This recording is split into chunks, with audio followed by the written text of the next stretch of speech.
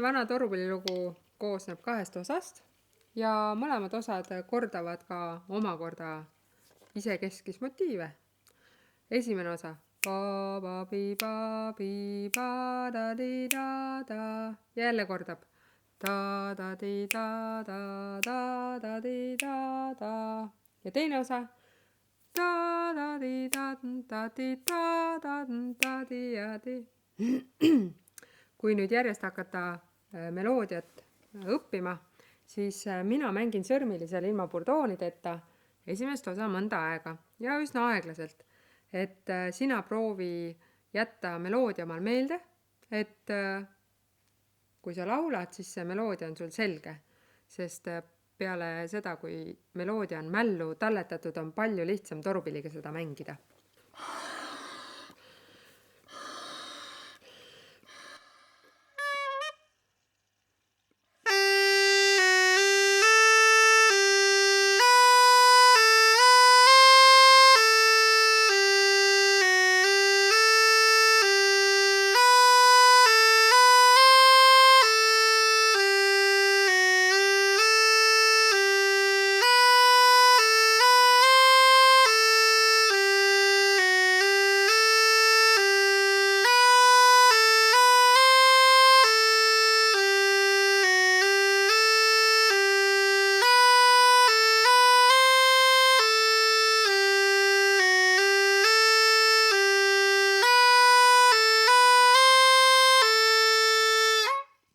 Kui esimene osa on aeglases tempos selgeks õpitud, siis asu teise osa juurde. Da-da-da-di-ja-di-da-da-di-ja-da-di. Siin tuleb nüüd mängu ülemine E-noot ehk pöidlaga sõrmilisel avamine. Da-di. Ja siin võid kasutada jälle toenäppu, kui tunned, et ei tea täpselt, kuhu pöial tagasi peaks tulema.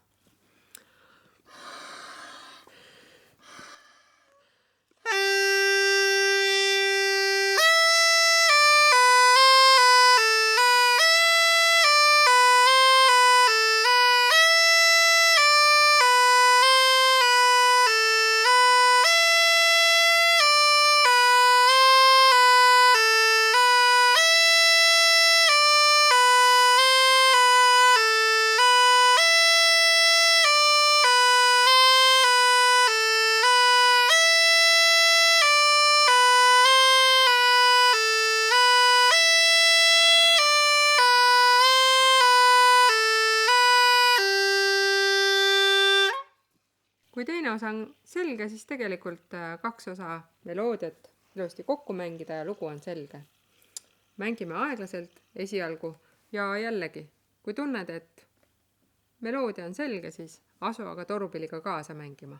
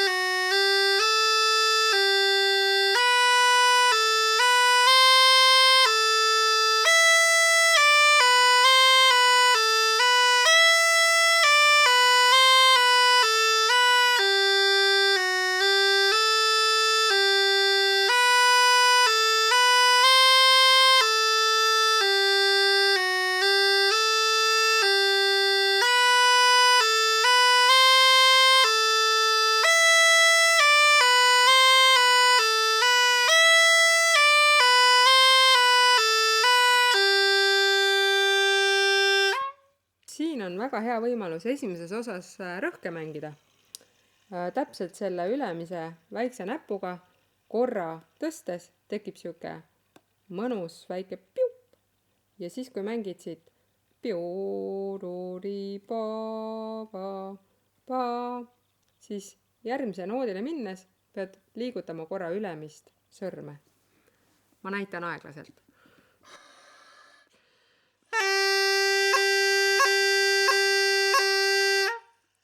proovigi kõigepealt G-noodi peal see ülemine sõrm hästi väikse liigutusega korra tõsta.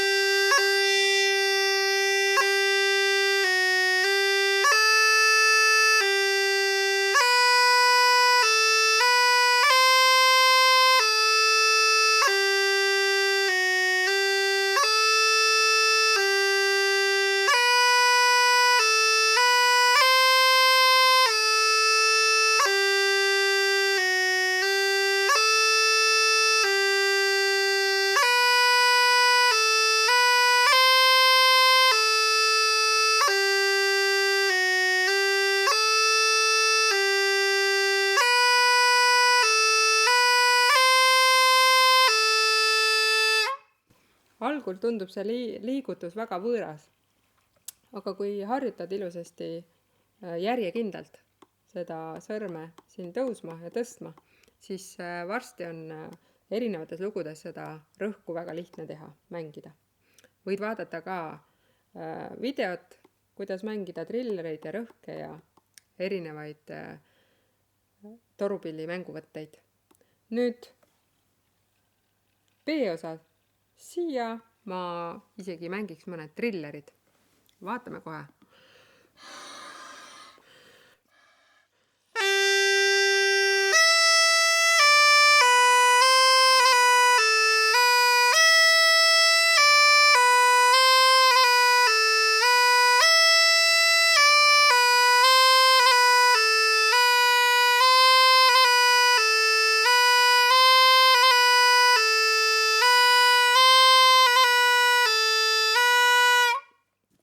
Siis kui C-noodist siis B-nooti lähed, siis korra tõstad sõrme.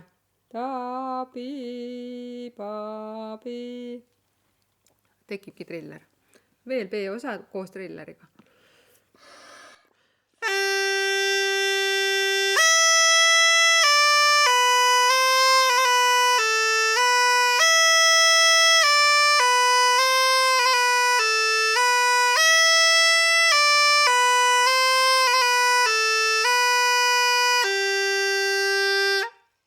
Ja nüüd juba terve lugu.